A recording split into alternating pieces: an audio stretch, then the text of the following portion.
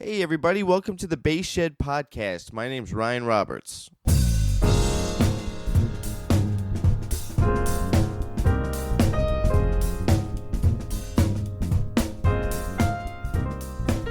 How you doing, folks?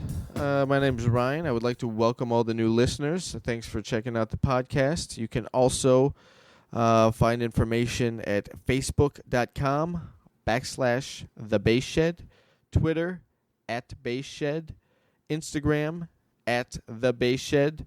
There's a YouTube channel. There's links to all of it at TheBassShed.com, and you can email me at Ryan@TheBassShed.com as well. You can sign up for the newsletter that goes out probably a couple times a month, right? Letting everybody know what's going on with the content on the website as far as upcoming guests on the podcast.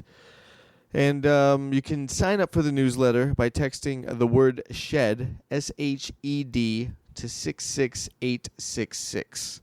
Once again, that is the word SHED, SHED, to 66866.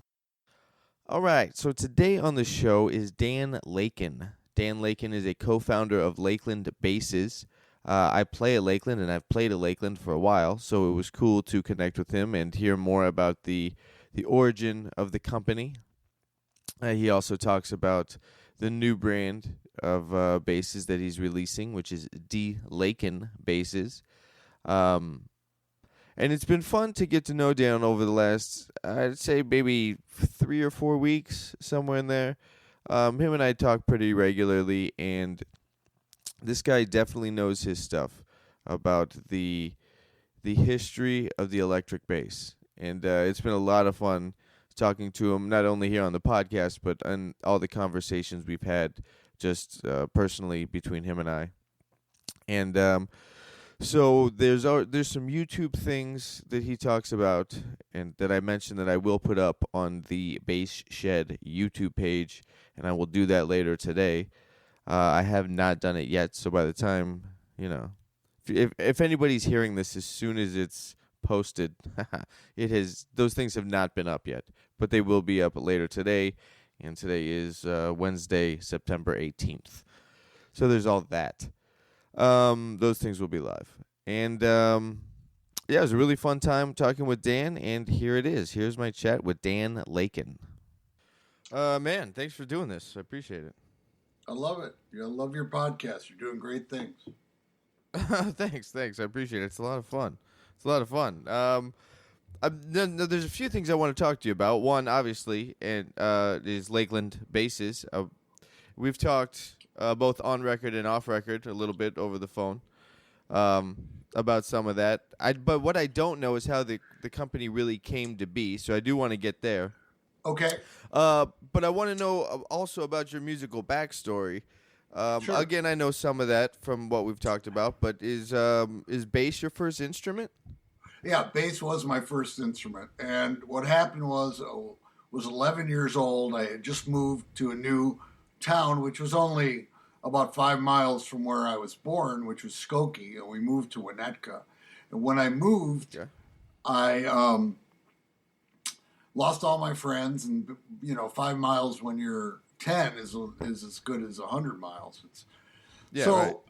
I within the first couple weeks of school, I met a couple of brothers named the Pircellos. That name sounds familiar to some because they run Lakland now.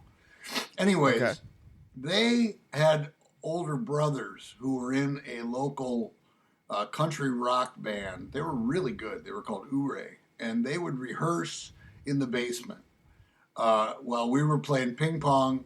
These guys were rehearsing, and it didn't take long for John, Steve, and I to decide that we wanted to join the party and start playing instruments. So I remember this cream white Music Master bass with the Fender headstock and the Fender name hanging in a music store.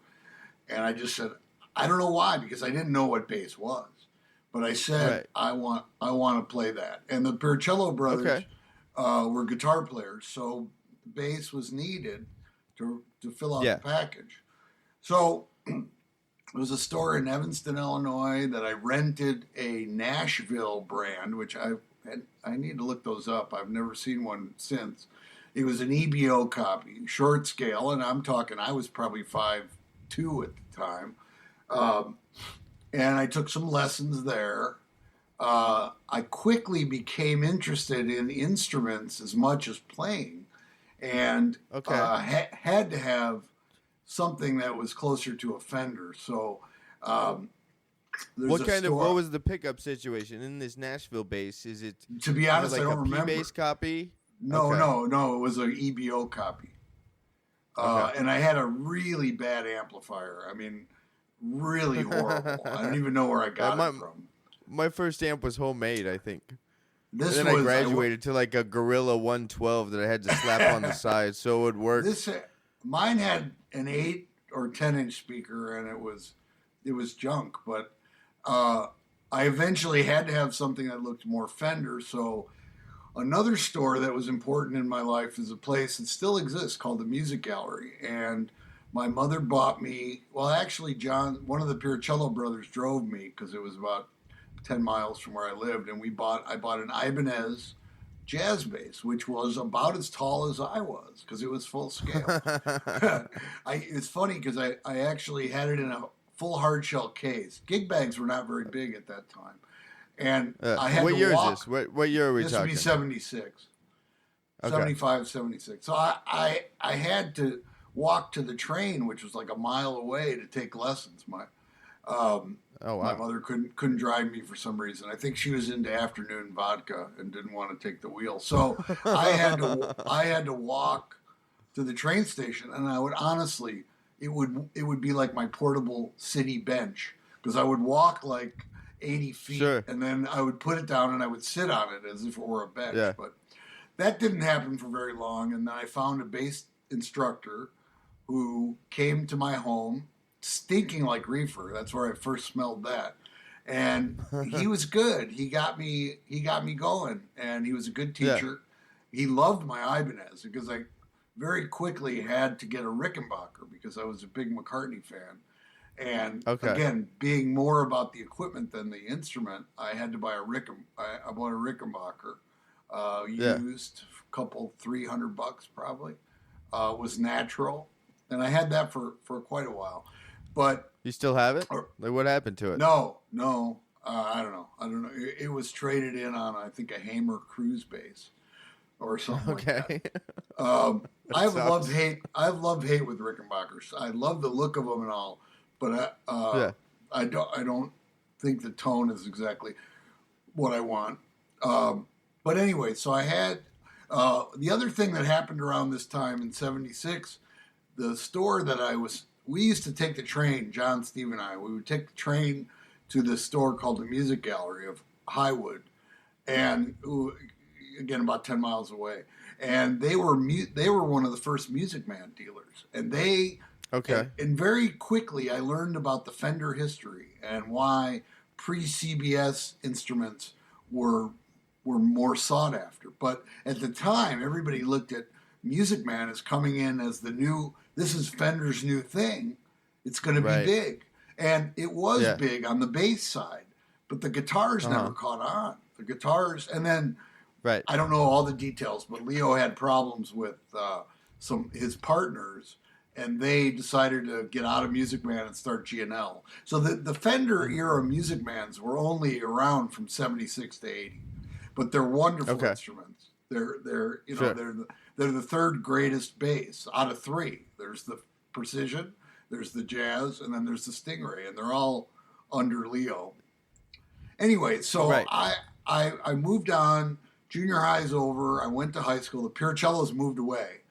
But I was well on my way to bass, playing bass, and we had a really good music program at the high school I went to. It was jazz band, and the band director actually knew who Jocko was, and the music program had 6 Fender jazz basses that were I was given a black 73 with a maple neck and pearl blocks that I kept between the freshman year and senior year was my bass. They so they let you take it home, so you had something to practice on and all that. That's great. They also gave me an upright bass, a nice one. Oh wow! I kept at home, so it's an affluent area. The music program was big, but the band director was maniacal, and he was brilliant. He put the jazz band. I mean, we recorded albums, and I've got some recordings, and we were pretty damn good as a big band. Nice. The jazz band was very important to me for a couple of reasons. I mean, I learned how to play bass. I stayed out of trouble because jazz band was 8th period. All my friends at this point, we're talking 77, 78, they're going off. We had a forest preserve right next to the school, and everybody was going off there getting high. Right. And I could, although I enjoyed marijuana, I did it in the evenings after homework was done, but I could not walk into jazz band impaired. It was highly pressured. And the band director, another thing is, he hated rock. He thought rock music was, the devil. How old of a guy was he? Was he a younger teacher? He was in his 40s. He was in his 40s. Roger Mills was his name.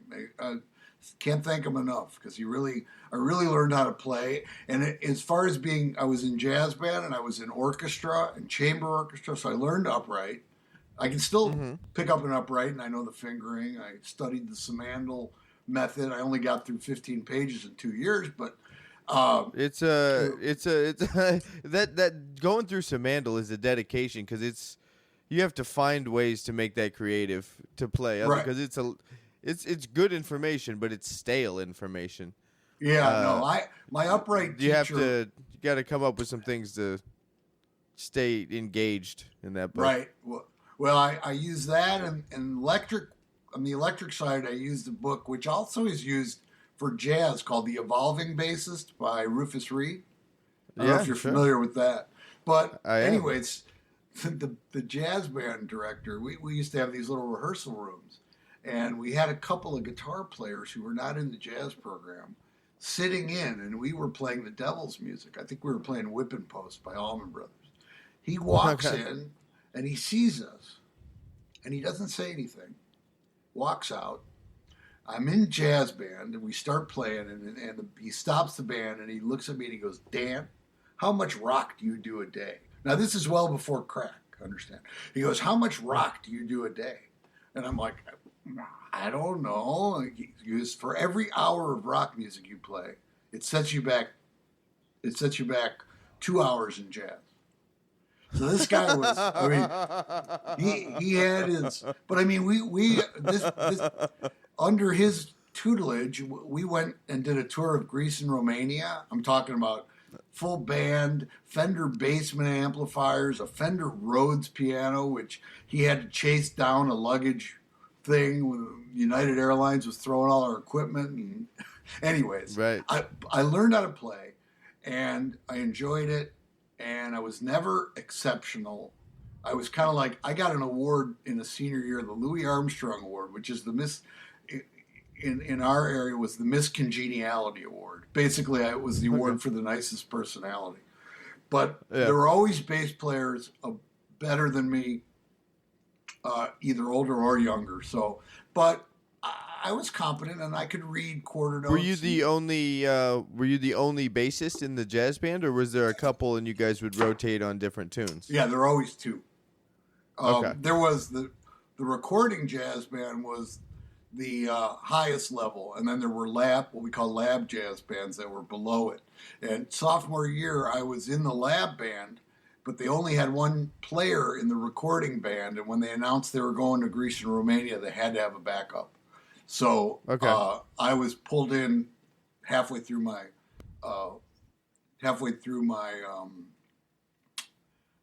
my sophomore year to be in the top band. But in addition to having the jazz band and orchestra and such, we also had private lessons at school.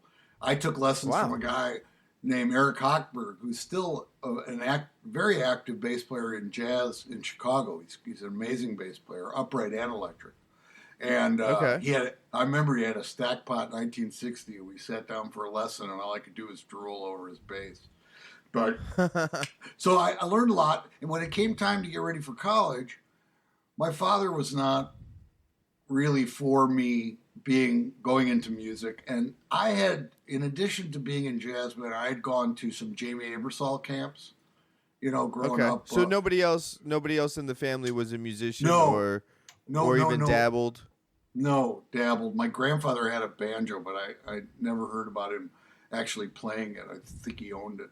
But Okay. being in the jazz program and then the Aebersold camps, I got to see what it took to be a musician, and I Sure. didn't have it. I didn't have it. I didn't have the talent. I might have been able to get through a music degree, but my dad wasn't too big on it, and I wasn't too big on it. So I was planning to And go what was into your dad's line of work? Just to understand the perspective, kind of. Yeah, well, it's kind of important because it weaves into the Lakland story a little bit. But we have a family business which actually still operates. We're over 100 years. And the main part of the business is tire recycling. We used to be involved in collection of old tires, and then we would take the tires and we would die cut products out of the strips of rubber, which, again, we still do today. And the applications are strange, but they're good. If you have a combine, there's some of our rubber paddles inside the combine, John Deere combine, or a school bus has about 80 square pads of rubber between the body and the chassis, and we make those pads. Wow. So we've had entrepreneur has been around my family since the get-go. So we've always been people that run companies. So I was going to go into Purdue University as a engineering technology, which is kind of a watered down engineering program which would give me a better background to go into the family business. When I was 18 in July, and I was scheduled to go to college in the end of August, I first became aware that I was a bipolar, or at the time they call it manic depression. And I really had a bad, what we refer to now as a psychotic episode. And I was hospitalized. I thought it went the other way, actually. I thought it used to be called bipolar, and now it's called manic depression. Is it the other way around? Yeah, it's the other way around. It was okay, so it was manic depression. Now it's bipolar, and then there's also different types of bipolar, because I've heard about people being there's bipolar 1 or bipolar 2. Yeah, and I get them mixed up, to be honest. But another famous bipolar is Jocko, and I'm not comparing myself to Jocko in any way, but we both suffered from the same disorder. And I was treated early on with medication and then therapy, which I followed through. And there have been times over the last, I guess it's been 35 years since I was diagnosed, and I've had a lot of issues with it. But so I didn't go to college right away. I ended up finally ending up a couple years later at SIU. John, the Pircello again, John, the one that I was closest to, had a band at SIU, Southern Illinois University, and he didn't have a bass player. So he asked if I'd be interested in coming down there. And it was just perfect time for me in my life. I was going to DePaul, which was a commuter college. I didn't meet a lot of people, especially girls. And I wanted to change. So I transferred down to Carbondale. And at Carbondale, our band was called Synthetic Breakfast.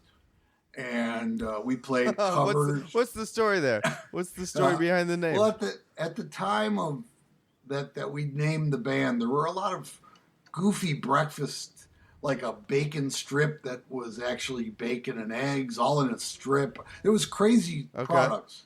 So that's where it came from. And we were a cover band who got into some originals later on, but we did a lot of Byrds, King Crimson, Dire Straits, REM. It was kind of a cool set list. And I really enjoyed it. We played like 3 nights a week. I played golf every day. Life was fantastic. At that time, I still do. Yeah, I'm not very good, but I plan to change that. Yeah. I tried to back in the day. I suck. I gave it up. I never really started. You got to go down the rabbit hole. Yeah, and I don't care enough about it to do that. It's yeah, it's something I love and hope to do more of. Um, but so I played. I met a girl who became my wife, Cheryl, and stayed there until '87, I think. Yeah, December of '87. Then I moved back to Chicago and I went to work for the family. Got married, went to work for the family since 1988, and immediately I went on the downside of the bipolar. I became depressed. I was now Okay. going to work at 7 a.m. doing a job I didn't like doing. My dad would say, "Go raise that price on that customer," and that's uncomfortable when you have to tell a customer their price is up. I was Sure. not good at it. And he'd tell me what to say and what not to say, and I'd be put in this box where it was just, it wasn't good. Was that the catalyst for the depression? Working for the Yeah, like I, not being involved in music and just doing this kind of family business and yeah. Well, giving up on this passion that wasn't or it that goes is hand inside of you? it goes hand in hand. As I became depressed with what my daily work, my job was, that when I become depressed, I lose interest in all my. So I lost interest in bass. I Mm. didn't touch my bass. I didn't play my bass. I didn't look for a band. And then an interesting thing happened in 1988, 89. I picked up a bass player magazine. Now, this is the first year I think that they started it, because up to then, the bass was relegated to like 4 pages in a guitar mag. Guitar player would have Okay. maybe one story on bass every other month. And I Right. read it and I was like, this is great. And it got me back into at least picking up my instruments, my G&L El Toro, which not many people know that one, but that's a cool bass. And I had a Hamer Cruise bass that I made fretless and began playing. And then I don't remember exactly, I started to buy and sell basses. I could find Music Mans for $500-600, and then I would go to these guitar shows, and the Japanese buyers would pay 1,000 or more. Now, were you Uh, doing anything to it? Were you no, modding it at all? no, but see You were just turning it. that's why I preferred Music Mans to Fenders, because um, Fenders were always dicked with. Somebody changed the pickups or the pots. Sure. Music Mans always were non-modified. We're talking about 1990. You could not go buy a Music Man pickup from anybody. Nobody Okay. other than Music Man had that pickup. So the Right. pick guards, everything was straight. I rarely ever had any Music Man that I had to. It's funny I'm talking about this because I dicked with one. I took a Music Man. I from my music gallery in my high school years, I bought a fretless Stingray with a maple board. It was one of only. I Okay. didn't realize there were only 5 of them made, Really? and I What year bass was that? Because I've seen the Fenders with the maple fretless. And yeah, those no, are no, really it rare. was in that era. It was like a '79, but it didn't Yeah, have yeah. lines. It only had a dot. Right. It only had dots on the side, and I couldn't deal with it. So I bought a Schecter neck for a P Okay. for a jazz bass, all rosewood. It was beautiful, and we installed it on the Music Man. But we forgot that the Music Man was 21 frets and the Fender was 20. So Mm-hmm. in order to make it intonate, we had to move the neck further north, and there was actually an inch gap in the bottom of the pocket. But I used that bass a lot. It was a great Stingray sound with a very comfortable neck. So that means you had to drill new holes in the neck to Yeah, attach to the body, right? definitely. Yeah. Yeah. I didn't care. And then I did didn't you put care any about it. kind of spacer in there, or did you just leave No. the gap? Just had the You gap. just left the gap. All right. Yep. It had character, like the front of David Yeah, Letterman's sounds teeth like or it. something. Yeah. Um, so anyways, fast forwarding now to like '91, I'm buying and selling basses, and this is before the internet. So I would send out a mailing list, and I had friends in Florida and New Jersey who also had basses for sale, and I would list them. So somebody would get a single page in the mail every month with a listing of my and these other guys' basses with Okay. a little description and a price. And it got to the point where I was sending 1,000 of those a month. I had to buy a paper folding machine to put the 3 creases in the paper.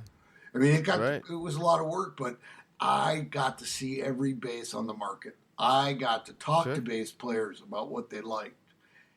And how many bases a month were you moving? How many were you actually? Probably between 4 and 8, maybe on a good month. That's pretty solid. So okay, at least one, making a little bit of profit. Yeah, something like that. Yeah. Okay. Now. And you're how old at this time? 27, Yeah, 28. Okay. So it's a nice little hustle. I would have occasionally I'd have a bass that needed to have work done. So there's a guy in Chicago named Hugh McFarland. He was a repairman. He had his own shop. Mm-hmm. A bit prickly when I first met him because I didn't know him and I just was talking to him like anybody would talk. I got him on the phone. I'm like, I got a guitar show tomorrow. I got a jazz bass and the neck pickup doesn't work. And there's a long pause and he goes, how is that my problem? So I said, well, this is starting well.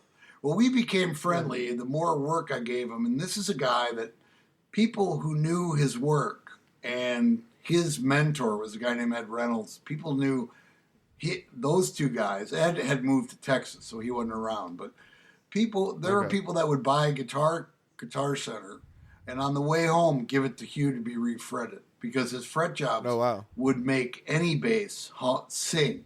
You could buy a Mexican Fender or a Squier, and when he put his magic into the fretwork, it was fantastic. So we became friendly and decided around 93, why don't we we were like, there's a lot of high-end basses on the market, like Warwick was one of them, and Tobias and stuff. And it's like, well, they're great. They play well, but they don't look like a Fender.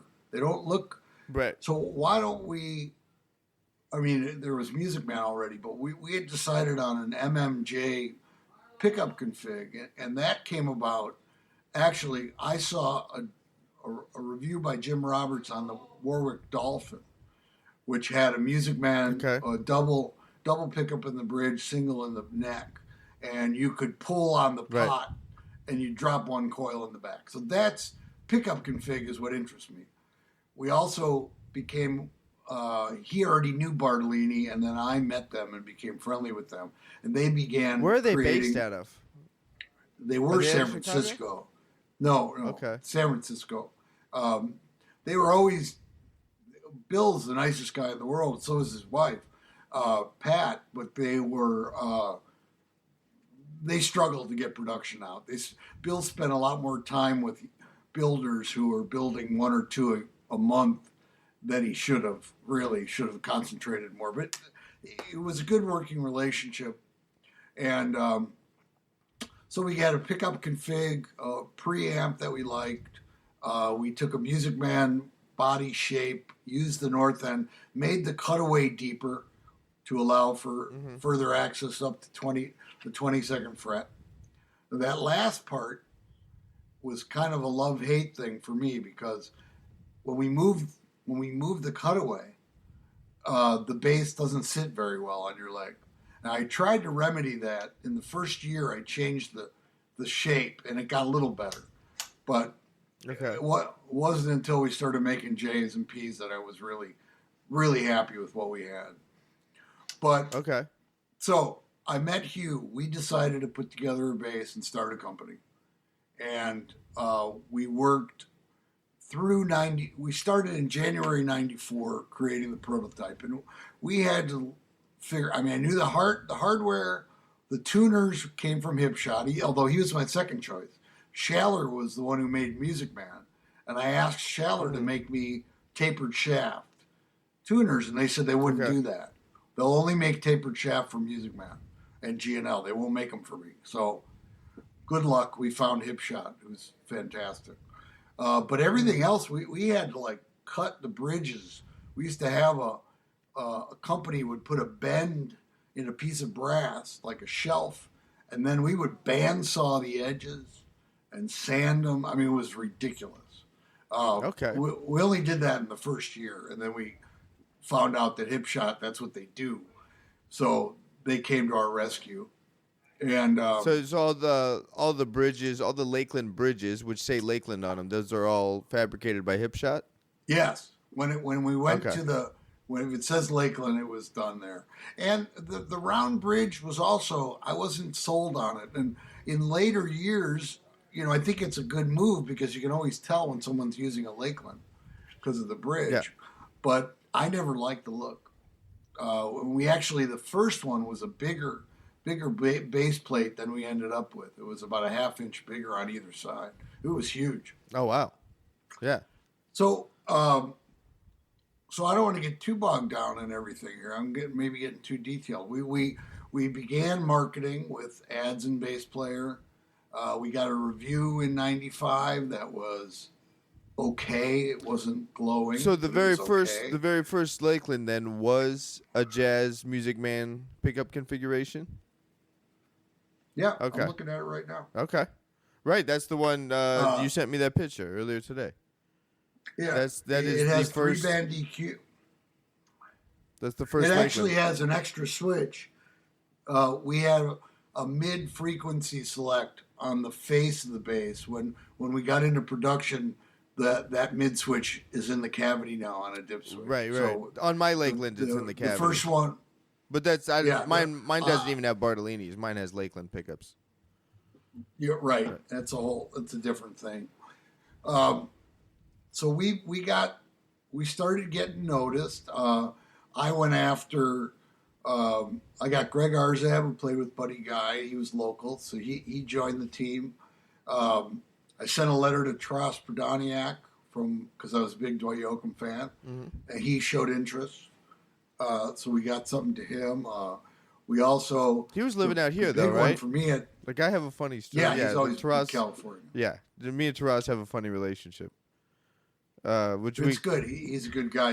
He's a great guy. He's a great guy. Nothing. Yeah, he's fantastic. It's just I was living in this house in North Hollywood, and there was a bunch of us living there, and we would all pay like the main guy at the house our rent every month, and then he was supposed to give it to the landlord. I never knew who the landlord was, and then one day I get a knock on the door, and I'm at home practicing. And I'm like, hey, man. And he asked if the main guy was there. I'm like, no. Yep. Can I tell you? Can I let him, give him a message? He's like, my name's Taras. I'm the landlord. I'm like, oh. And I didn't know Taras. I didn't know the name in the bass community either. So I didn't know he was a bass player. And then he came. Well, Go ahead. Yeah, go ahead. Oh, so he came in and No, you go ahead. He sat down and he picks up my Lakeland and he immediately starts vibing me out for not playing a Fender, and I'm thinking is like, who is this guy? Like I didn't know if he was. Are you sure he was? Are you sure he wasn't vibing you out to play a 4-string? There was that too. He was joking. He was joking. Now that I know him, he was joking about it all. But I didn't know him. I didn't know he was a bass player. All of a sudden, there's just the landlord of this house comes in and he starts to give me a hard time about my bass. I'm like, what? Who is this guy? But then we quickly connected, and at the time I think he still does. He was playing with Dwight Yoakam. No, he left that gig. Did it? He went on and toured and recorded with Lucinda Williams, and finally ended up with Merle Haggard and Richard Thompson. Okay. Interesting connection. And then Merle passed. Right. So now he still does Richard, and I guess he's a landlord too. Yeah. So anyway, so we started getting hooked up. That I knew somebody locally to me in Chicago who knew Rick Danko. Okay. Now, I was a fan of the band, but I didn't fall down the rabbit hole just yet. So I was excited. We made a bass. Hugh and I, this is the first year, we drove to his hotel because they were in town to open for the Dead in August of '95, which ended up being the last Grateful Dead concert. I'm a Deadhead going back, so I was really excited about it. Yeah. And we came to the hotel room, and Rick answered the door, and I had just watched The Last Waltz, so that was my picture. Okay. Now he had put on about 100 pounds. His eyes were glazed and halfway shut. It was really sad. There were cake and ice cream all around. I guess junkies like that kind of stuff. And turns out he was using heroin at the time. And he went and made a phone call he was very friendly, offered us a beer. He went to the phone to call room service, and about 5 minutes later, one of his friends comes up and taps him. Like, Rick, wake up! So during the phone conversation, he fell dead asleep and was just sitting there. But the next day at the concert, he was a different person. He was excited about playing. The whole band was excited about playing, even though the stadium was only about half full. The Deadheads, even though it was the band, they did not come in force to see him. But they had a good crowd. I mean, they were used to playing clubs, and here they were at Soldier Field. So. Right. But Rick, Levon, the whole bench, they had a lot of family and friends that came with them, and we all, I say we because Rick included us, and we all walked them up to the stage, and then I went out front, and I've never had a more nervous 30 minutes or 45 minutes because Rick did not know what the knobs did. He kept looking and twirling the EQ knobs, and I knew that he didn't have any idea. So I was just waiting for something to go horribly wrong in the mix. But, at a stadium, it worked out fine. Sure. But that began my quest because as a consumer of bass products, I knew that the key to having a company that a lot of people want their basses, you got to have them with artists, and you got to have them on TV. I mean, live is good too, but national television exposure was something that I craved. I was like an alcoholic, but for that. I mean, I was. So I started to get calls. I got a call from Jason Sheff from Chicago. Mm-hmm. I got a call from Tony Garnier from Bob Dylan. This is all early on, within the first couple of years that we started. That's exciting. The Lakland. What's that? So that's exciting. Like it's a super new company, and you're getting sought out. That's really exciting. And our factory was in an area of Chicago that it was a quick. Somebody could call me from downtown, and I could be down there in 15 minutes. Okay. So the drill would be a bass player would come in town. He'd wake up, 9 o'clock, 10 o'clock. He'd call me. I go down and get him. Right back to the factory. Try basses. Head to lunch, and then get him back to the hotel before sound check. Yeah. It was. I can't even.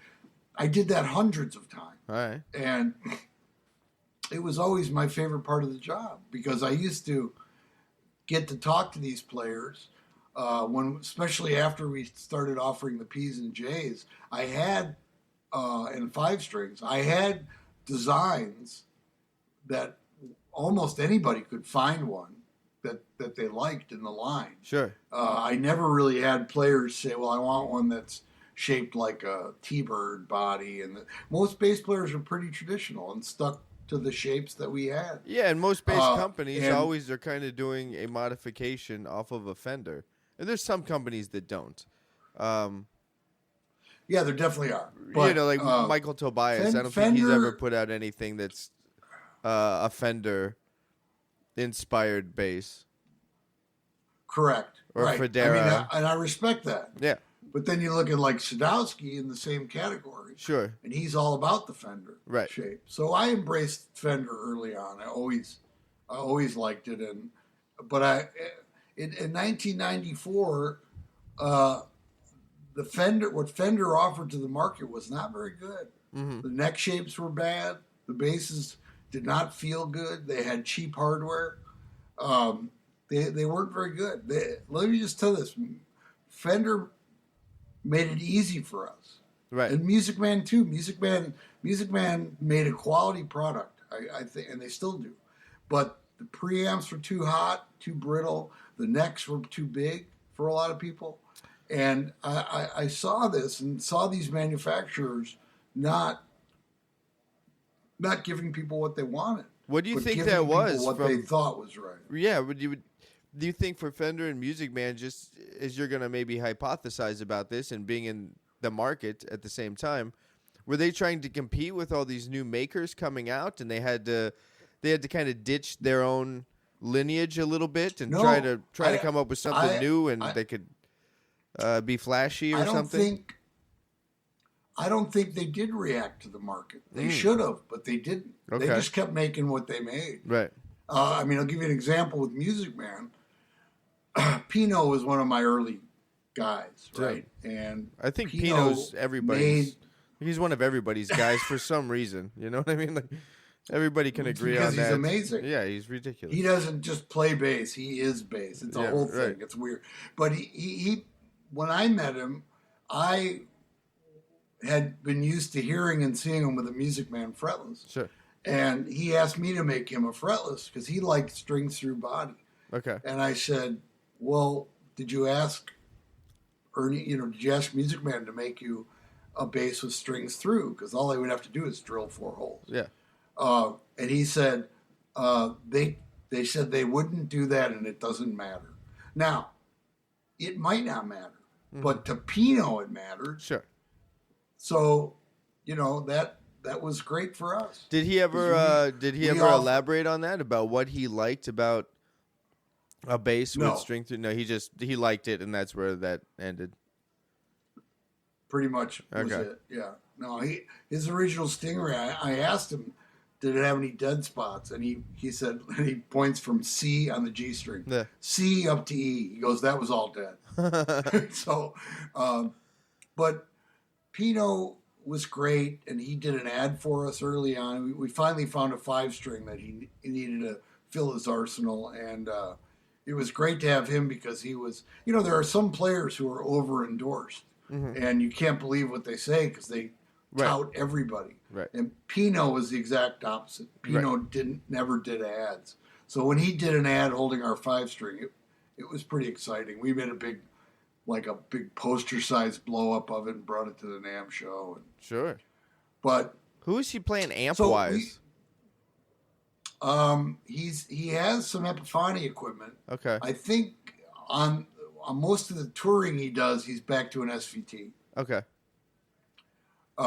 Which it's really hard to beat a good SVT. Sure. I mean, with the tube sound, it's hard to be better than that. But, I mean, if you're a gigging musician, SVT means, forget it. You need somebody to help you carry it. Yeah, I mean, Pino's obviously gigging, but somebody else is bringing his amp to the gig. Yeah. But, so I got heavily into artists, and I'll skip over that now, because if there's anybody on the list you want me to tell you about, I'll be happy to. You should have that list. You're right, I do. Yeah, you texted to me. Yeah. But so artists was going well, but we were still having trouble making money. We were selling through dealers. In 2000, we decided to look at importing, and there was a guy in Northbrook, Illinois, not far, named Jack Westheimer, who had a brand called Cort, C-O-R-T. Sure. A low-end brand. Yeah. And he had a factory in Korea. So he came to Chicago. Well, it was close. He was only 30 minutes away. He came to the factory. He's an older guy. He was in his late 70s. And he looked at it, and he said to me, and this wasn't necessarily a compliment, he said, the level of detail in your shop is higher than I've ever seen. Now, this guy's been around. Yeah. So you can either say, yeah, that's great, we think about quality, or you guys are wasting too much time when you're building. Mm-hmm. But so that became the Skyline series, and I thought that would solve all our financial woes. Really, what were the differences between the Skyline and then the U.S.? Was it materials? Was it just labor? There's not much different on the body, and we would get the bases in without electronics, so we would put on the O2s. The O1s had electronics from Korea already put in. With the O2s, we'd put our electronics in, but the real difference is in the neck and how the neck was the US was leveled quarter saw, and fretted. Well, it's not so much the grain orientation as how we prepped the fingerboards before the frets were installed, Okay. and then how we delivered the level frets. We ended up doing fret files to almost everything from Korea to the point where we actually bought the Plek machine to be able to do the fret leveling. Okay. So we were very careful on what was going out to the public. Now I don't know. So the Skyline series. I don't know what the fret wire is on the Skyline series. One, my bass needs a refret. Two, I want bigger frets. Like those are really small frets.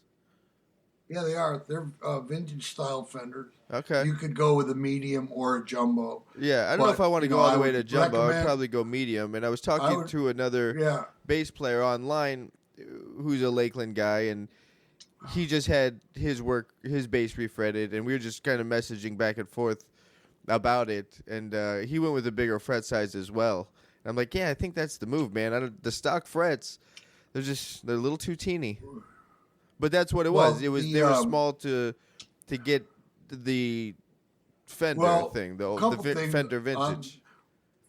The smaller the fret, the better the intonation. Sure. So that's one thing. Yeah. And I just, if there was ever a choice, do it like old Fender or do it not like old Fender, I would always do it like old Fender. Right, okay. So that's how we came up with the wire. Now, I would recommend, if you're going to get a refret, I'd recommend Dan Strack here in Chicago, because he's worked on hundreds, if not thousands, of Lakland necks, and he could make it right. Well, yeah. Now that I know you, I'm just going to send you the bass. If you take a Skyline and you put U.S. frets, then you're pretty close to a U.S. Lakland at that point. Okay. Except your hardware, your bridge and your tuners are not as good, but not as high quality. But the difference is minute. Yeah. The higher you get with prices, the less bang for your buck you get. Sure. But I will say this, a Lakland Skyline is like a Ford or a Chevy, a Lakland USA or D.Lakin bases. Throw a plug in there, the new D.Lakin. Yeah, no, we're gonna get there. We're gonna get there for sure. Yeah, it's more like a BMW or a Mercedes. Sure. So the Ford and the Mercedes are both going to get you where you need to go. Yeah. But the ride is much more comfortable on the Mercedes. Sure. And that's basically what I was selling with a US bass. It's not just the sound you can get out of any bass is that if I turn my back, I'm not going to be able to tell you what pickups you have in it or what brand. Right. But put a bass in your hands, and within minutes, another big difference in the Skyline series is satin lacquer on the back of the neck. USA, Lakland, and D.Lakin is an oil finish. Okay. Which was developed by Hugh McFarland, my partner at the beginning, and it's what he would do to people that had lacquer on the back of the neck. He would shave the lacquer and do an oil finish. And then you ended up with a bass that feels like an old Fender that had thin lacquer that wore off. Right. And so that's what's behind an oil finish on the neck. Okay. So if you took your O2 and you had the lacquer stripped and you had it oiled, then you'd be real close to a U.S. Fender. Right. A U.S. Lakland. All right. So things went better. We got into where we were selling a couple thousand basses a year.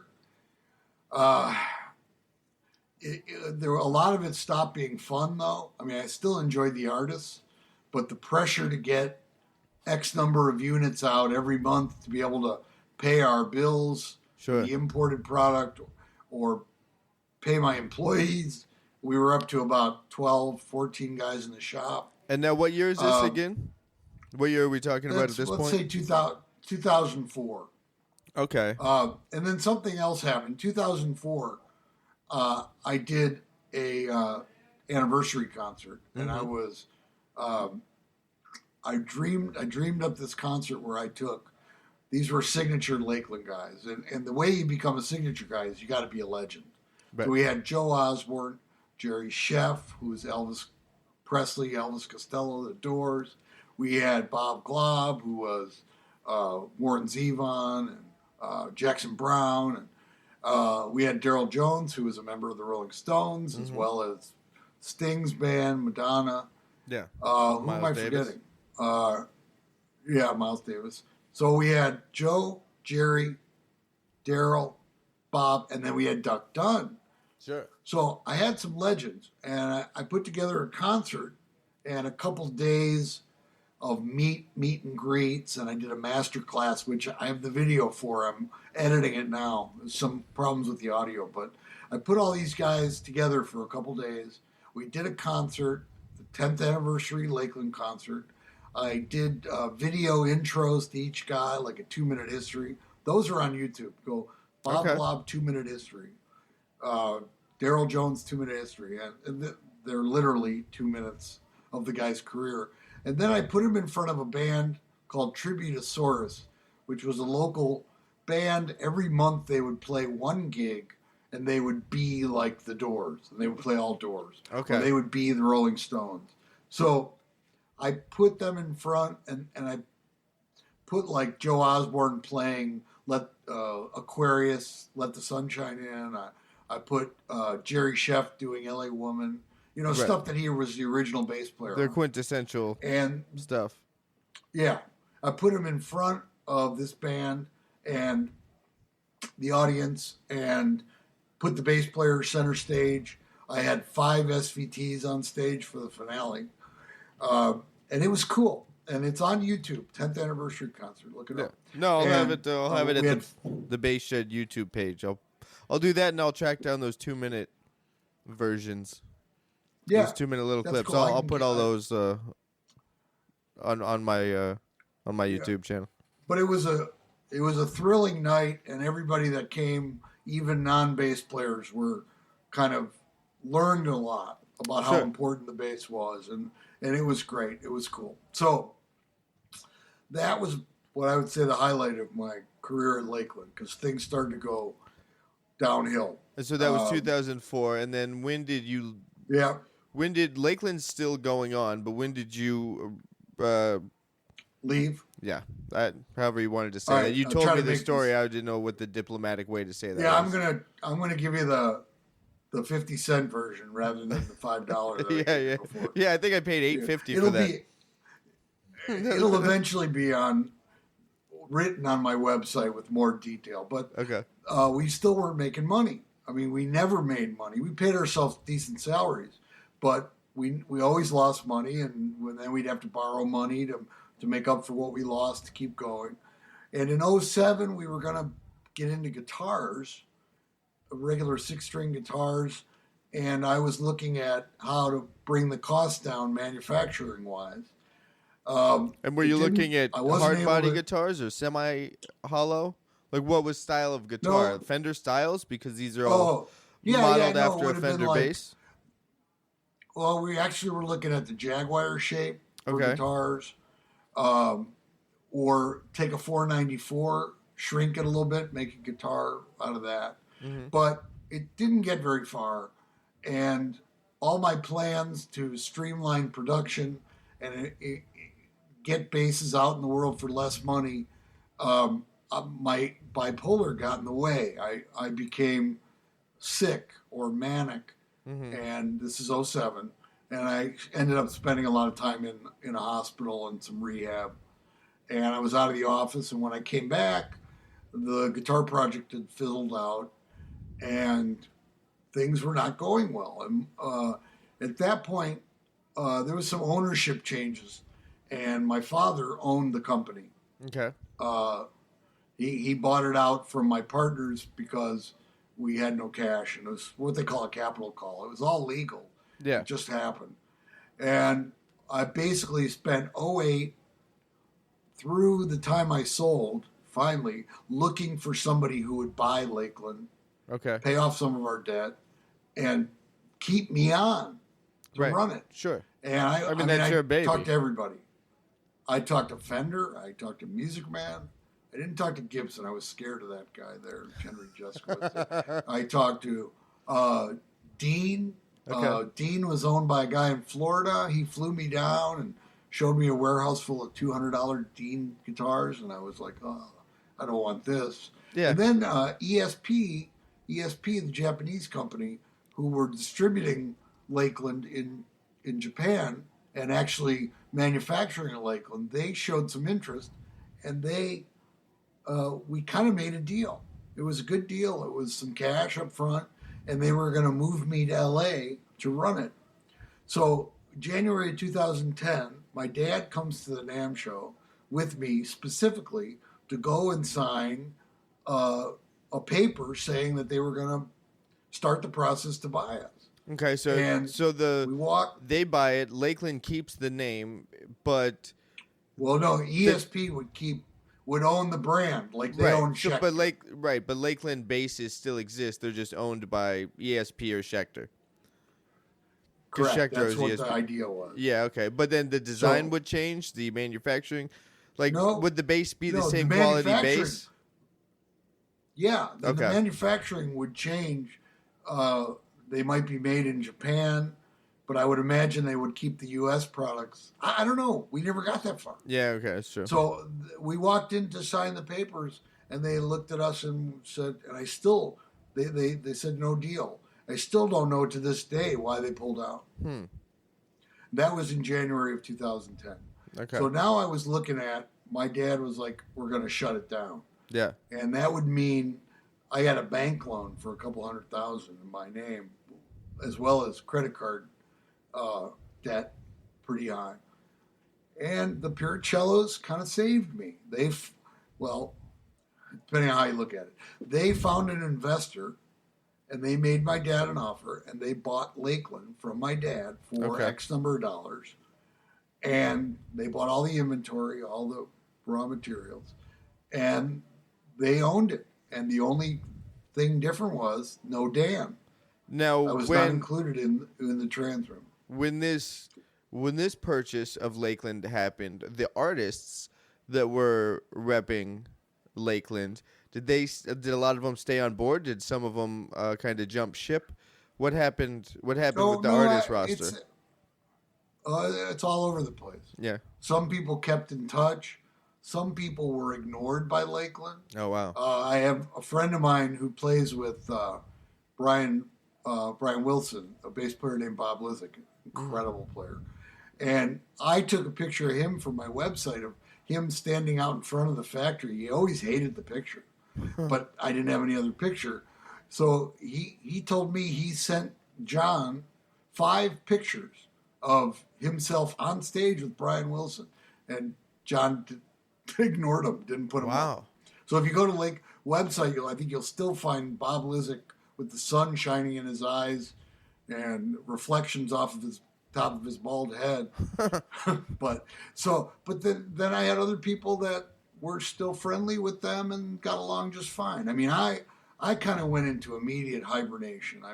The depression started immediately after I let go.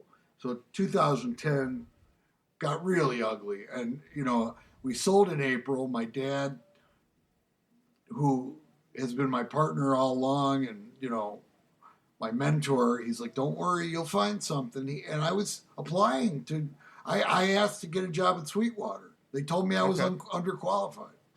Were they carrying Lakland though? At the time, I think they were, but they were, I did not have enough. No, I did not know enough about recording to be one of their sales engineers. Now, they could have made me specialist or something. It doesn't matter, but I had an interview with them and I didn't get the job.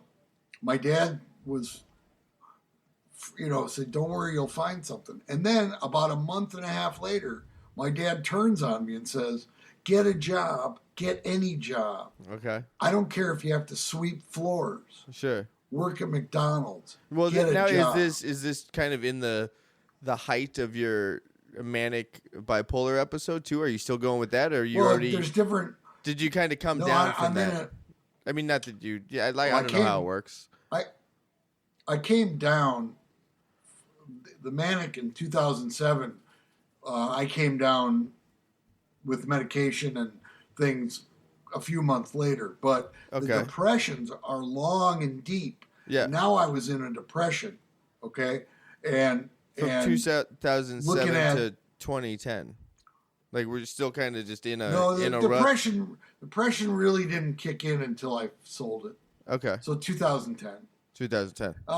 Let's see. So then I had a 3-year non-compete. I had decided, I came up with a solution. Well, let me backtrack. After my dad was requesting me to get a job, he then offered me a job back with the family in the recycling business. Okay. And I had I was involved with sales, and I did that. I did that job for quite a while. Yeah. Up through 2016 or so. But in my spare time, which I still had plenty of, I had decided, I figured out how this can work, and I can be a part of the Lakland family. So I talked to John, and I said, how about I'll be a dealer. I have a showroom, the factory. They had moved out by that point. And I still have plenty of space for a showroom. And I'll sell Lakland bases, and then I'll also sell used bases. I'll open up the D.Lakin bases shop like I had. Right. Like I had way back in the day. Lakland. Yeah. Yeah. And I was all excited about it. John thought it was a good idea. Okay. Then about a month later, and I had already I had an open house coming a few weeks down the road. John calls me. He says, I can't sell to you. I'm like, what do you mean? He goes, well, Rock and Roll Vintage on Lincoln Avenue is too close, and they're already a dealer, so I can't sell. And I said, Chicago has 3 million people. Huh. You're telling me you can't have more than one dealer in the city? Right. No, we can't. And you can't use your name on your new business. I said, what do you mean? He goes, well, D.Lakin Bases that's the non-compete. I said, well, that's non-compete on me starting an instrument company. Sure. Right? He goes, no, if anything related to bass, you can't use your name. So that was a bad call. And that set me back again into Was that him just kind of giving you a hard time? Like if that went to court, was there paperwork that supports that argument that you could not use it? Because Lakland isn't even your full name. It is close to Lakin, obviously, but because it's half your name, but yeah. it's not. I don't know what would have happened, and I reread the contract, and I thought I was in the clear. Mm-hmm. But my father at that point didn't want to spend money fighting that. So of course. I just succumbed to it and started figuring out what to do next. So I met a guy whose job it was to hook factories overseas up with manufacturers, because I had no employees, I had no builders. Mm-hmm. But I got hooked up with a factory in Korea, and in the latter half of 2013, I sent them a Joe Osborne and a Bob Glob USA, and I said, make me these exact bases. Okay. I got prototypes, and they were really good. Yeah. And I sent hardware, so that they were Korean bases, but they had U.S. hipshot hardware. Pickups were made in Korea, but made by another company, and they were really good. And so it was 2014. I came out with I had the first batch of D.Lakin, and I think it was like 30 of them I got in. Okay. And was trying to sell them for about $1,100 to $1,200. Okay. Which was the price point of a Skyline Jazz or P. I was in the price point. But I didn't have the brand name. It was only myself. I had a fast forward now a few years, and I marketed. I went after artists again. I started giving stuff away like I used to, which, giving stuff away was important at Lakland. And I was trying to build a company. We really couldn't afford it. But in order to be in that league, that's what you had to do. Sure. You really did. And I would give good breaks to touring musicians. And my cutoff was, if you're on national TV, then you probably get a free bass. So, in any event, I tried to walk the walk again, and 2014, 2015, I had a whole batch of basses come in at the beginning of 2016. It was a minimum order, but it was big. It was like 50 basses. None of them were sold. Um, there's a company in Florida called Bass Central. You're familiar with them, right? Yeah. Or no? Yeah. I've Yeah. never been there, but yeah, I know of them, of I course. tried to.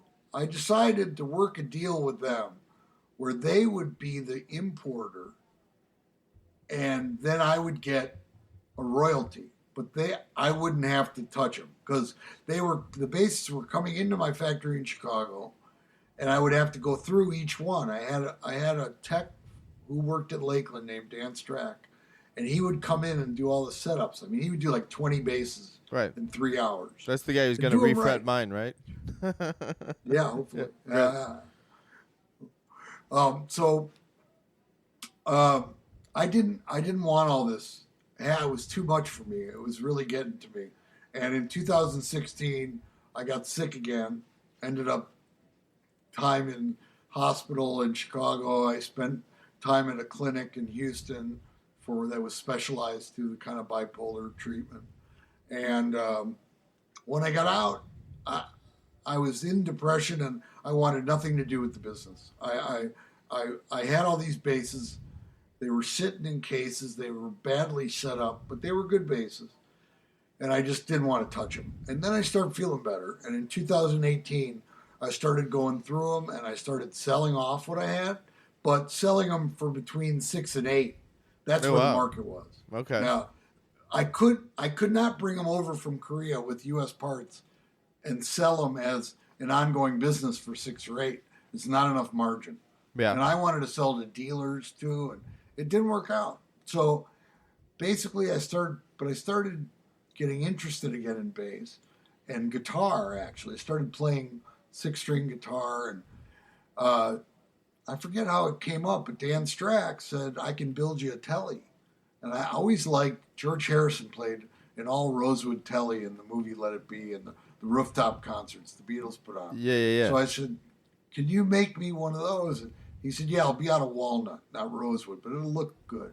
So he made this guitar, and it had a lot of Lakland styling to it. And I mean, I'm talking minor things like how the back of the headstock meets the neck, and it's kind of reinforced there a little bit more, and how the neck doesn't have a neck plate, but it has the frewels, it has the cups, right? And I was knocked out. The quality was fucking. I'm sorry, I don't know. No, that's fine. No, yeah, it go was for it. Really incredible. And this guy was doing repairs and building. He was still working at a furniture company, which I think he's just about to leave there now. He's got enough business, but he's building guitars for people. And I said, "Hey, can we do things like we used to do at Lakland, where I would get the bodies and the necks made out of a company out of Montana who makes them, and I'll get the body painted. I got a guy that does nitro finishing now, and I'll give you the painted body and all the parts, and you do a fret job and install the components and put the decal on the headstock, and we'll make USA D.Lakin bases." And that's how it was born. And that's where we're at now. Cool. And then this incarnation of D.Lakin is super, super new, right? You just sold your first one like a few days ago. I did. DL001 has been sold to Bill Gable in Atlanta.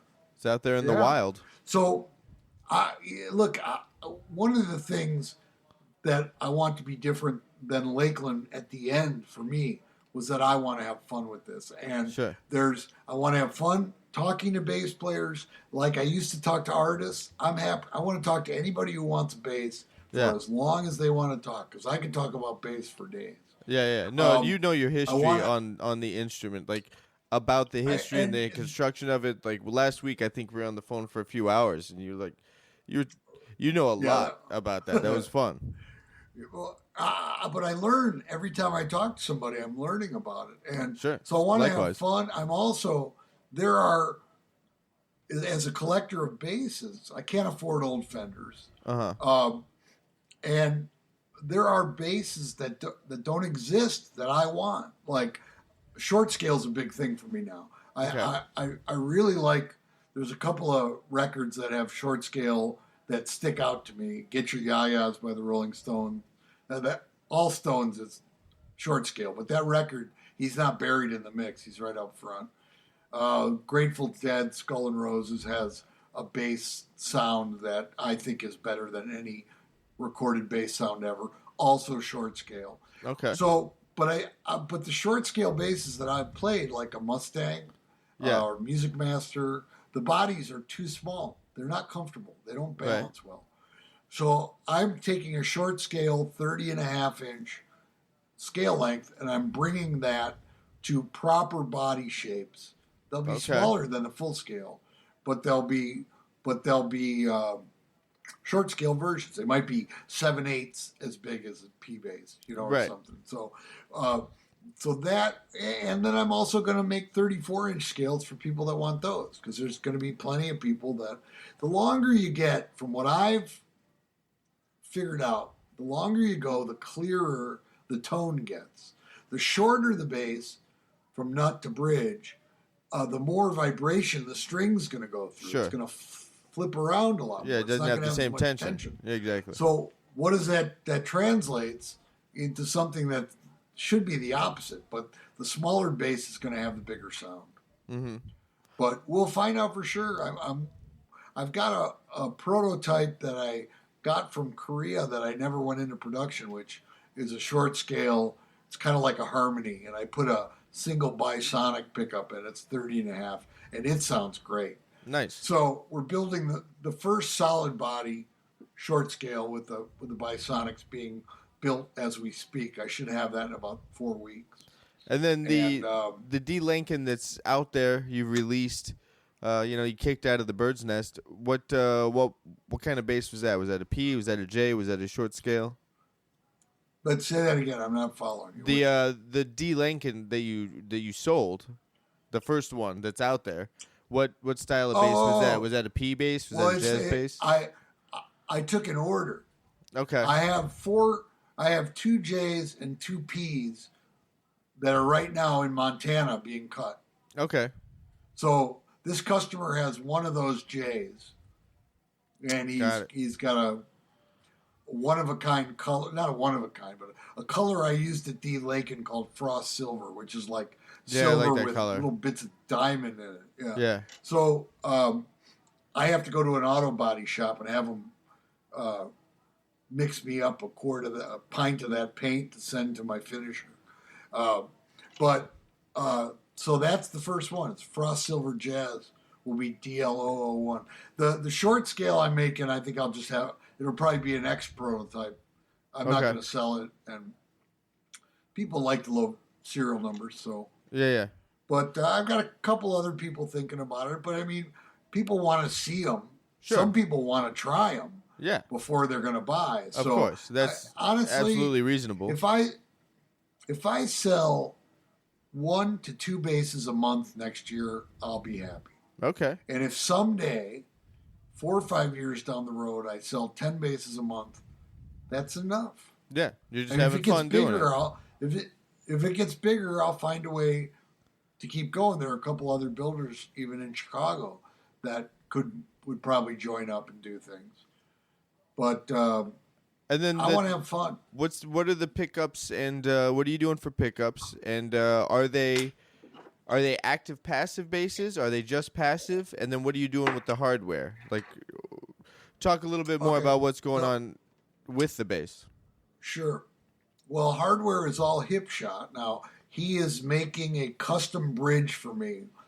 Okay. It's what he calls a Style B, but I want a different look on the saddles. I want them to look more like stainless. They're not out of stainless, but I want them to be a dull look. He's got shiny chrome. So there'll be a custom bridge. The tuners they'll all be tapered shaft. I don't know if you're hip to that, but in a Fender with a full round shaft, you gotta wind the string doesn't wind to the bottom like it should. A tapered shaft, when you're putting strings on, it'll naturally want to go to the bottom, which is where you need to be. Right. So tapered shaft tuners, custom bridges, pickups are going to be the choice of the customer. On a J and a P, Freylins are the default. But if you want something else, just tell me what it is. As long as I can get it, I'll make them. I'll make a J bass and a P bass with a bisonic pickup or two bisonic pickups. There is, with the way I'm manufacturing, there is options, endless options. Yeah. Not only color, but pickups, active or passive. I mean, you never know when an active bass is going to work well. So it's almost like a custom bass company, to the point of like there's, as long as you have access to it, and I guess the customer would only know that if they presented with a specific color or a specific, type of pickup or something, that if you were able to access it. But it sounds like you're kind of doing custom bases where it's like, all right, I want this color, these pickups. Like you have your default mode, but then there's upgrades like most companies offer. You know, if you want this, then it's an extra $100, $150, whatever. But you'll go so far as to not even just have your options, but you can really get into some customization with the instruments. They're made specifically for the customer. I mean, even going to the next step, if somebody's got a custom shape they want, well, I can hook them up with the guy who designs all the shapes for me is a guy named Kirk Hunter. He's in Cincinnati, and he works per hour like a lawyer or something. Yeah, $50 an hour, and he works. So if a customer wants to design his own body, I can hook him up with my designer, and they can work together, and then present it to the builder, and the builder will quote what it costs to build. So it gets true customization. I think mostly it's going to happen like you had just talked about it, where every order is going to start with a conversation, preferably phone, but email or text with me talking to the bass player about what he wants. Yeah. And I can give him an idea right on the phone where the pricing is going to be. I mean, they're going to start at about 32, it looks like now, and they'll go up to about 442, maybe 442, 4,200. I'm sorry, 4,500 if you want blocks and binding and inlay and stuff. Sure. But and all strings, like 4 strings, 5 strings, 6. You'll do any? Well, yeah, no, there'll never be a 6. There will be 5s. Was there ever a Lakland 6? There will be 5s. Not while I was there. I don't know if they make one now. I don't know. I mean, I don't hate. The market's too small, and I never really understood the instrument. It's just not my thing. To be honest, I'm not very big on 5 strings either, but I'll make them because people want them. Yeah, well, I appreciate that you do because I play one. I'm glad that you make one. But yeah, so we'll be able to put together whatever people want. It will be priced a little bit lower than USA Lakland and other competitors. I think we're still going to be at the right side of the price. Sure. It's a lot for an instrument, and I understand that, and I wanted to be open to a larger audience, and I did that with the Skylines, and I did that with my last line of basses. But I just feel like doing a little more personal approach, and rather than and go with quality, not quantity. Sure. So it's yeah. I mean, at one point, I'm sure, as long as like your team is small. Right now, it's just you, so your team is small. But no, it's me, it's not Kirk just Hunter. you. Okay, well, yeah. How many people you got? Because you had told me about Lakland. You guys like 8 people working at the factory at one point when it was really starting to pick up. No, but you're still outsourcing work. 12 right. people. Yeah. We were still getting the bodies and necks cut for us. Right. And we're using the same manufacturer and the same shapes that we used to do at Lakeland. Yeah, I like the Lakeland body shape for sure. And I like the weight of the bass. To be honest, the Lakeland body, we're not copying the Lakeland body shape because I feel, like I said earlier, doesn't sit well. Right. I like the weight of it, and I don't sit with my bass like we've talked. I wear my bass high enough that even when I sit, I still wear a strap. So I don't ever really play a lap bass, and that's just uncomfortable to me in general. Like it's not, Right. I just never got into it. So, but I don't know. I think we're gonna do well. I think there are people out there that want the quality level, and musicians can always find a way to get what they need. That's Sure. one thing I've learned. Yeah. Trade. Look at. I would ask bass players, urge you to look at your collections and what in your collection is not doing you any good other than being part of a collection. Mm-hmm. And then I would say, free up some cash and get what you want.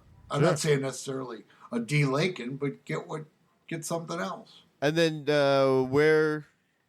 I know your website's not up yet, but at what point? When can we look for your website to be up, so that we could stop by and maybe see some pictures of some things, or read more about the colors you do offer as bass options, or what the options are, and all that. Yeah. Basically, it's going to be any color you can communicate with us, anything that exists. But there'll be some pictures. But the website should be live in about 4 weeks, and it will have concept drawings of all these models that I've been talking about. Mm-hmm. And as we start delivering finished basses, we'll have a photo gallery that will, grow. Sure. And people will be able to see in the flesh. But the drawings we have a pretty cool headstock shape that was originally the Lakland headstock. And you can see in that picture, if you use that picture, that headstock, it says Lakland, but Fender didn't like our headstock in 1995, and we couldn't go into production on it. But things are different now. Okay. So all right, so you're right, because there's pictures online of D.Lakin basses that have a specific headstock shape, but the new batch. It's different. Yeah, it's going to be different. It's different. And it's more like the Lakland. And then it's also the Lakland neck radius, correct? Well, the neck shapes are what? Yeah, like on mine I have a compound radius on my bass. It'll be the same as that, yeah. It will. And I really like the feel of that. That feels good to me. On the 4 strings will have the 10-inch radius, I think is what we always use. A little bit slightly flatter than a Fender. Sure. But, I mean, we can't do better. The Lakland neck shape was taken by taking Joe Osborne's bass, sending it to Montana, and they copied it. Same with Bob Glob's 64. So I can't really do much better on that. Sure. So we're going to use that. Sure. So it'll be the jazz bass based on a 60 Fender and the P bass based on like a 64. And then, of course, we'll do P basses with J necks. A lot of people like that. Sure. Right. I think our motto is we'll never say no. Yeah. Yeah. That's cool, man. Like, we'll make it. I remember telling a friend of mine, and I know I've talked to you about it, how much the plans to mod my Lakland. And I remember telling this friend, this was, I don't know why. I don't know. I can't remember exactly how the conversation went, but it was either going to mod the Lakland or go buy another bass and then just kind of bastardize it. And my friend was like, man, why do all that? Why don't I just like kind of get a bass custom built? Like, if it's not the bass you want, it shouldn't have somebody else's name on the headstock. I'm like, that's an interesting point. I agree with the ideology of that. Like that makes sense to me. But at the same time, like, well, it's this neck shape that feels really good to me that I'm not going to do anything. Like, I like the neck. So that's why I'd keep this neck so I don't really care about the name on the neck regardless. If the instrument feels good to me and sounds good, then I don't care. But I like that. I like that approach of making basses specific to the individual, because everybody has different desires out of an instrument, and is overall weight of it is good, and balance is good, and neck's good, and it's clear and it stays in tune. Then sub out different pickups and strings and preamps and all that. Like that's all variable information. Yeah, and unfortunately, what's going to happen if the customer wants a particular preamp and pickup that I've never had any experience with, then I'm going to tell them, we're going into this blind. I can't I can't make a judgment. I know what Freyland sound like. I know what the Bisonic sounds like. I know what the Bartolini preamp sounds like. Sure. But I'm looking into things like Mojitone has a Music Man clone preamp from the mid 70s. Okay. The first preamp that Stingray's used. And I'm testing one now, and then I'll be able to either get behind it or tell people don't go there. Was that 9 volt or 18 volt? It's a 9 volt. 9 volt. No, nobody's ever been able to tell me, other than more headroom, what 18 volt does better than 9 volt. I don't know if Maybe it does anything. But I no, I don't know. It just means that now I got to deal with 2 batteries. I always laughed at. Yeah, I think right. That was a little surge that happened in the 90s when they were just trying to make it something better for no reason. Yeah, it's got more headroom. I'm like, okay, what does that mean? Yeah. Nobody was ever been able to tell me. But so there are companies that build custom now, like Carvin will build you something from the ground up. And didn't they just partner with somebody else? I think they did. I don't know who it is. Kiesel or something like that. I forgot, but I know I've read it. A guy that used to do graphic work for Lakland. We used to have these painting, like Renaissance paintings, and we would throw a Lakeland base in the middle of it. Oh yeah, Photoshopped. I've seen those. It was really funny. Yeah. Right. He sent me those to put up on the website when I get things going. I'm going to put memorabilia like that up there and videos and things from the Lakeland days. So I got a lot of things in the archives. But cool. This fellow who was a customer of mine for a long time, he showed me this bass that he spent $4,000 having custom made. And it's more of what we call a coffee table type bass, with the fancy wood and 5-piece neck through body. Right. And he's like, yeah, they did a good job. They gave me what I wanted. It doesn't play that well, though. It's like, what's the point of that? Well, yeah. I mean, that's on the individual. I mean, I wouldn't want a bass like that. I want a bass I can take to a gig. That's nice and sounds good and comfortable to play, but it's not too pretty that I'm afraid to play it. It was fun. I brought Joe Osborne out to a couple NAMM shows, and we don't have enough time here, but we should do a show about Joe, because I got a lot of Joe stories. Let's do it. But just to give you an example, he's looking at the NAMM, and I don't know if we're at Warwick, or there was this company, it was a very religious guy that owned it. I can't remember the name. And they had all these, like I say, like 9-piece neck through bodies with all this crazy wood. And, they were very art like. Yeah, and yeah. Joe looks at it. He's got a southern accent. He goes, yeah, that one there'd look good if it had a clock in it. Something you want to hang up. I mean, it was just. So there's a lot. Just a furniture there's a lot piece. out there that I don't like. Yeah. Yeah, I like playability. To me, an old Fender or something that I made that was well made that's art in and of itself. It doesn't have to have fancy wood. But by next year, hopefully at this time, I'll be offering quilted and flame tops, because there are people that like those. Yeah. I mean, if it's an option, make it. If people want to buy the clock bass, sell them the clock bass. You know what I mean? Like. That's right. Hey, it helps you tell time. That's right. Exactly. Cool, man. Anything else? Cool. We'll be looking out for the website. Make sure when that's up, let me know, and I'll make sure that there's links to it. And I'll be posting those things you talked about. I'll put those up on the Bass YouTube channel when this podcast episode comes out. Those will already have been up. That sounds great. Yeah, we didn't get a chance to go into some of the artists very deeply, so that would be another show to do too. Yeah, let's revisit it. A lot of really interesting people. After you get the website up, we'll do another one. We'll touch base again, and we'll talk about the company and a little bit more. That sounds great, and we're going to get some of these guys to do your podcast. There's a lot of interesting players. I think your audience would love them. Yeah, that'd be fun, and I'd love to talk to them. All right, man, we'll be in touch. Thanks, Ryan. I'll see you. All right, thanks, Dan.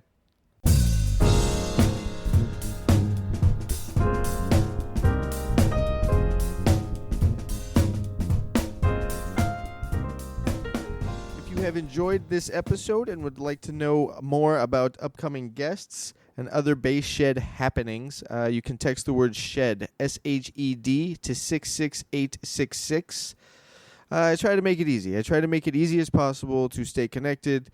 And let's be honest, we're all sending texts throughout the day, so just shoot me one. Shoot me one that says SHED, SHED, to 66866. And we'll get you plugged into the newsletter. You can also hear previous versions of the podcast at Apple Podcast, Spotify, Google Podcasts, and Stitcher. Please take a second to rate the show. And if you'd like, you can donate to keep this thing happening. There is a link for that at thebassshed.com/podcast. All right. That was D.Lakin. I really dug getting to know a little bit more about the beginning of Lakland basses and his backstory as a bass player. Some of the things I already knew, but I try not to ever just pull information out of somebody that I already know. I'm always looking for new information for myself too. And I learned a lot. I learned a lot from that interview with Dan. I'm really looking forward to D.Lakin basses.